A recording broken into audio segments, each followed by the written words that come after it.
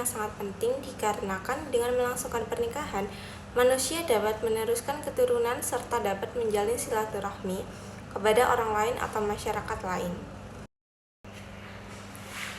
Ayat suci yang terdapat pada Quran Surat Ar-Rum ayat 20 yang berbunyi Bismillahirrahmanirrahim wa min ayatihi an khalaqakum min turabin summa ida antum basarun tantashirun, yang artinya, dan di antara tanda-tanda kebesarannya ialah Dia menciptakan kamu dari tanah, kemudian tiba-tiba kamu menjadi manusia yang berkembang biak.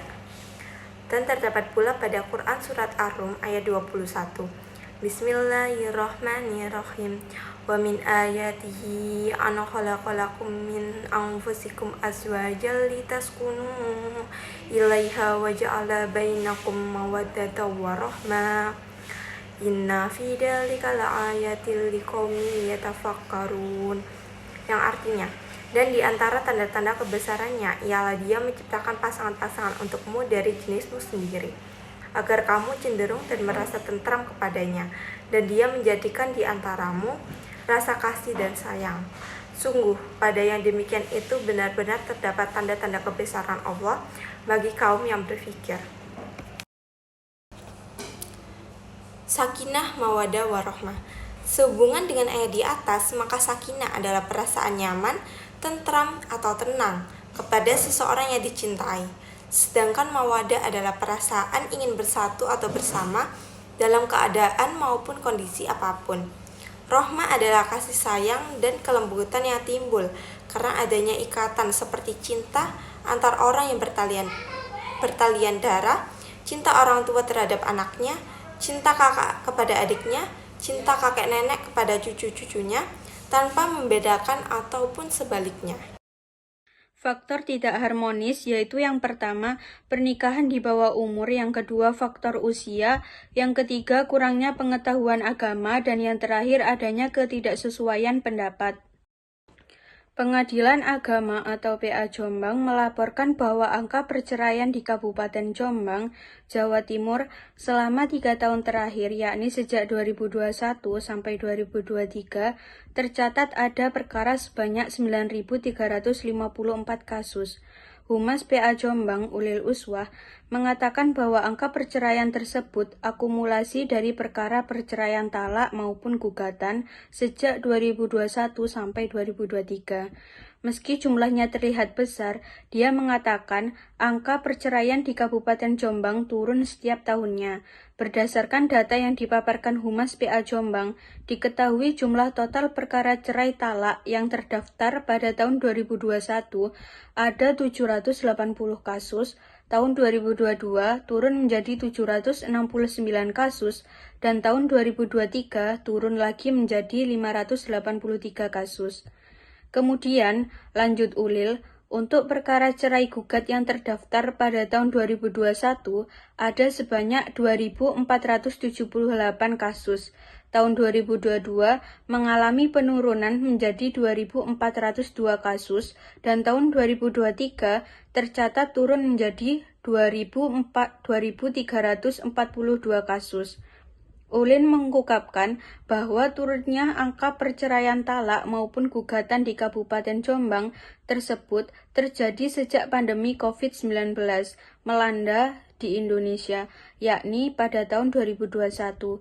Ia pun menjelaskan bahwa salah satu penyebab adanya penurunan angka kasus perceraian di Kabupaten Jombang ini karena gencarnya sosialisasi yang dilakukan PA Jombang tentang masalah perceraian. Sementara untuk penyebab terjadinya perceraian baik cerai talak maupun gugatan itu sendiri, Ulil menyebutkan ada beberapa hal yang melatar belakangi pasangan suami istri untuk memutuskan bercerai. Alasan perceraian itu kerap terjadi karena perselisihan dan pertengkaran yang terus-menerus. Penyebab mereka bertengkar terus-menerus ini karena masalah ekonomi, yakni tidak mencukupi kebutuhan rumah tangga mereka, tutur Ulil.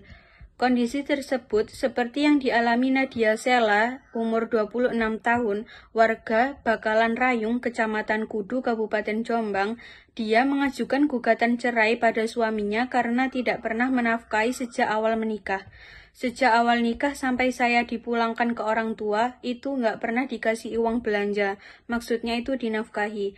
Terus nggak ada perhatian sama keluarga, makanya saya lakukan gugatan cerai ini, ujar Nadia saat ditemui di PA Jombang. Saat ditanya apakah suaminya tidak bekerja sehingga tidak memberikan nafkah sama sekali, Nadia mengaku bahwa suaminya bekerja. Bahkan, kata dia suaminya seorang guru dengan status pegawai pemerintahan dengan perjanjian kerja atau PPPK. Sebagai seorang istri, masa saya harus minta uang belanja terus ke suami? Tanggung jawab sebagai seorang suami itu mana? Makanya saya mengajukan gugatan cerai, tuturnya. Pernikahan adalah ikatan sakral antara dua individu yang membentuk sebuah keluarga. Untuk membangun keluarga yang harmonis, beberapa konsep penting harus dipahami dan diterapkan. Pertama, komunikasi yang efektif adalah kunci dalam suatu hubungan. Kedua, saling menghargai antar perbedaan. Yang ketiga, saling memahami berarti memahami kebutuhan, harapan, dan keinginan pasangan. Yang terakhir, saling mendukung berarti memberikan dukungan emosional baik secara fisik maupun batin. Humas Pengadilan Agama Jombang Ulil Aslam melaporkan bahwa antara tahun 2021 hingga 2023 terdapat total 354 perceraian. Meskipun angka tersebut penggolongannya tinggi, tetapi PA Jombang menyatakan bahwa jumlah perceraian tersebut mengalami penurunan setiap tahunnya. Data yang dipaparkan oleh Humas PA Jombang menunjukkan bahwa kasus perceraian talak mengalami penurunan dari 780 kasus pada tahun 2021 menjadi 583 kasus pada tahun 2023.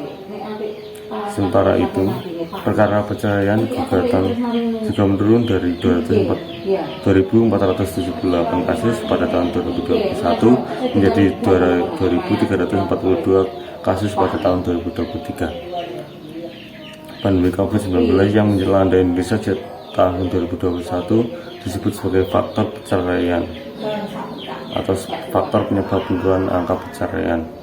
Ulil menyatakan bahwa upaya sosialisasi yang dilakukan oleh PA Jombang terkait isu perceraian juga turut berkontribusi dalam menurunkan angka perceraian di daerah tersebut.